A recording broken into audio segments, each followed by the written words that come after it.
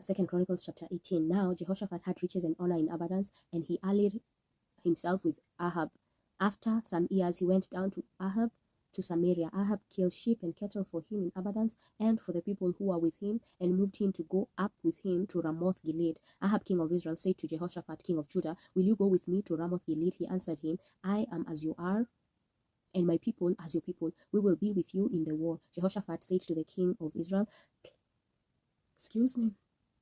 "Please inquire first of Yahweh's word." Then the king of Israel gathered the prophets together, 400 men, and said to them, "Shall we go to Ramoth Gilead to battle, or shall we forbear?" They said, "Go up, for God will deliver it into the hand of the king." But Jehoshaphat said, "Isn't there a prophet of Yahweh besides, that we may inquire of him?" The king of Israel said to Jehoshaphat, "There is yet one man by whom we may inquire of Yahweh, but I hate him, for he never prophesies good concerning me, but always evil. He is Micaiah, the son of Imlah." Jehoshaphat said, "Don't let the king say so." Then the king of Israel called an officer and said, "Get Micaiah, the son of Imlah, quickly." Now the king of Israel and Jehoshaphat, the king of Judah, each sat on his throne, arrayed in their robes, and they were sitting in an open place at the entrance of the gate of Samaria, and all the prophets were prophesying before them. Zedekiah, the son of Shenanah, made himself horns of iron, and said, "Yahweh says, with these you shall push the Syrians until they are consumed." All the prophets prophesied so, saying, "Go up to Ramoth Gilead and prosper, for Yahweh will deliver it into the hand of the king." The messenger who went to call Micaiah spoke to him, saying, "Behold, the words of the prophets declare good to the king with one mouth. Let your word therefore please be like one of theirs, and speak good." Micaiah said, "As Yahweh lives, I will say what my God says." When he had come to the king said to him, "Micaiah, shall we go to Ramoth Gilead to battle, or shall I forbear?"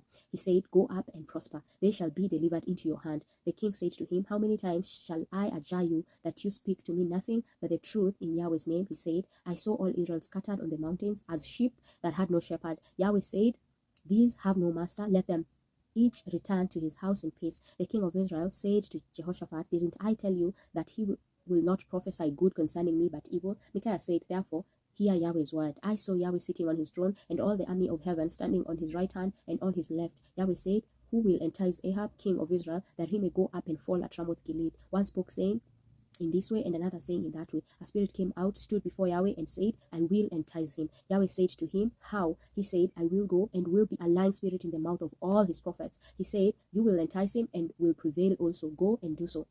Now therefore, behold, Yahweh has put a lying spirit in the mouth of these your prophets, and Yahweh has spoken evil concerning you. Then Zedekiah the son of Chenaanah came near and struck Micaiah on the cheek and said, "Which way did Yahweh's spirit go from me to speak to you?" Micaiah said, "Behold, you shall see on that day when you go into an inner room to hide yourself." The king of Israel said, "Take Micaiah and carry him back to Ammon, the governor of the city, and to Joash the king's son, and say, The king says, Put this fellow in the prison, and feed him with bread of affliction and with water of affliction until I return in peace." Micaiah said, "If you return at all in peace, Yahweh has not spoken by me." He said, "Listen, you people, all of you." So the king of Israel and Jehoshaphat, the king of Judah, went up to Ramoth Gilead. The king of Israel said to Jehoshaphat, "I will disguise myself and go into battle, but you put on your robes." So the king of Israel disguised himself, and they went into the battle. Now the king of Syria had commanded the captains of his chariots, saying, "Don't fight with small nor great, except only with the king of Israel." When the captains of the chariots saw Jehoshaphat, they said, "It is the king of Israel." Therefore, they turned around to fight against him. But Jehoshaphat cried out, and Yahweh helped him, and God moved them to depart from him. When the captains of the chariots saw that it was not the king of Israel, they turned back from pursuing him. A certain man drew his bow at random and struck the king of Israel between the joints of the armor. Therefore, he said to the driver of the chariot, "Turn around and carry me out of the battle, for I am severely wounded." The battle increased that day. However, the king of Israel propped himself up in his chariot against the Syrians until the evening, and at about sunset he died. Amen.